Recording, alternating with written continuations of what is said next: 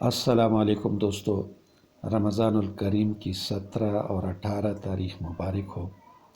دوستو، حضرت عبداللہ بن عمر رضی اللہ تعالی عنہ رسول اللہ صلی اللہ علیہ وآلہ وسلم سے روایت کرتے ہیں، آپ نے فرمایا، جب کہ 3 آدمی چلے تھے، انہیں بارش نے آ لیا تو انہوں نے پہاڑ کی ایک غار میں پناہ لی۔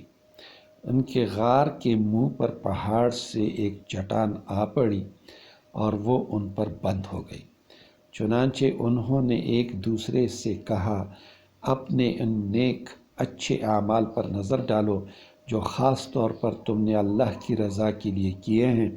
سو ان میں سے ایک نے کہا، اے اللہ، میرے ماں باپ بہت بوڑھے تھے اور میری بیوی تھی اور میرے چھوٹے چھوٹے بچے تھے۔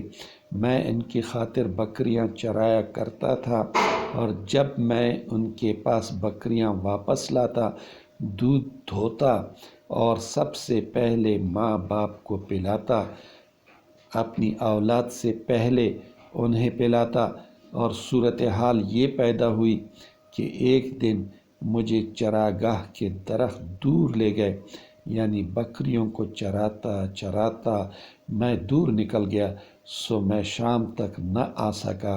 جب گھر پہنچا تو دیکھا کہ وہ دونوں سو چکے ہیں، سو میں نے حسب معمول دودھ دھویا اور دودھ لے کر آیا اور ان کے سرہانے کھڑا ہو گیا۔ مجھے ناپسند گزرا کہ میں ان کو نیند سے بیدار کروں، اور یہ بھی مجھے برا معلوم ہوا کہ ماں باپ سے پہلے بچوں کو دودھ پلا دوں، حالانکہ بچے میرے پاؤں کے پاس بلبلا رہے تھے، چلا رہے تھے۔ سو طلوع فجر تک میری اور ان کی یہی حالت رہی، یعنی میں دودھ لے کر کھڑا رہا، بچے روتے رہے اور ماں باپ سوئے رہے۔ اے اللہ، اگر تو جانتا ہے میں نے یہ کام محض تیری رضا اور خوشنودی کے لیے کیا تھا، تو اس پتھر کو اتنا کھول دے کہ ہم اس سے آسمان کو دیکھنے لگیں۔ چنانچہ اللہ تعالیٰ نے پتھر کو اتنا ہٹا دیا کہ انہیں آسمان نظر آنے لگا، اور دوسرے شخص نے کہا، اے اللہ، صورتحال یہ ہے کہ میرے چچا کی ایک بیٹی تھی، میں اس سے اس قدر انتہائی محبت رکھتا تھا جو مردوں کو زیادہ سے زیادہ عورتوں کے ساتھ ہو سکتی ہے۔ میں نے اس سے اپنے آپ کو پیش کرنے کا مطالبہ کیا، میں نے اس سے بدکاری کی خواہش کی۔ اس نے کہا، جب تک اسے 100 اشرفی نہ دو گے ایسا نہیں ہو سکتا۔ تو میں نے بھرپور کوشش کر کے 100 اشرفیاں جمع کر لیں اور ان کو لے کر اس کے پاس آ گیا۔ پھر جب میں اس کی دونوں ٹانگوں کے درمیان بیٹھ گیا تاکہ اپنا کام کروں، اس نے کہا، اے اللہ کے بندے، اللہ سے ڈر اور مہر کو جائز طریقہ سے کھول، اور میں اس سے کھڑا ہو گیا، اپنا ارادہ ترک کر دیا۔ سو اگر تو جانتا ہے میں نے یہ کام محض تیری رضا کی خاطر کیا تھا، تو ہمارے لیے اس سے کشادگی پیدا کر دے۔ تو اللہ تعالیٰ نے پتھر کو اور ہٹا دیا۔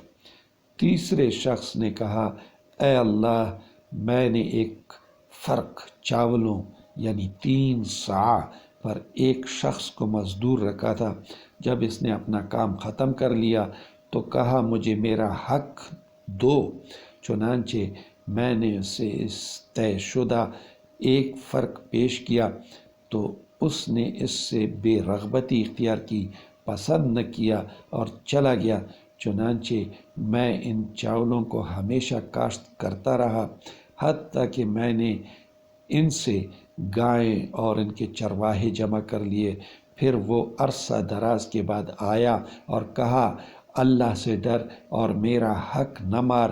میں نے کہا، ان گایوں اور ان کے چرواہوں کی طرف جاؤ اور ان کو لے لو۔ تو اس نے کہا، اللہ سے ڈر اور میرے ساتھ مذاق نہ کر۔ سو میں نے کہا، میں تیرے ساتھ مذاق نہیں کرتا، وہ گائیں اور ان کے چرواہے لے لو۔ وہ انہیں لے کر چلا گیا۔ سو اگر تو جانتا ہے میں نے یہ کام تیری خوشنودی کی خاطر کیا تھا، تو باقی پتھر کو بھی ہم سے ہٹا دے۔ چنانچہ اللہ نے باقی پتھر کو بھی ہٹا دیا۔ دوستو، یہ حدیث صحیح مسلم کی ہے۔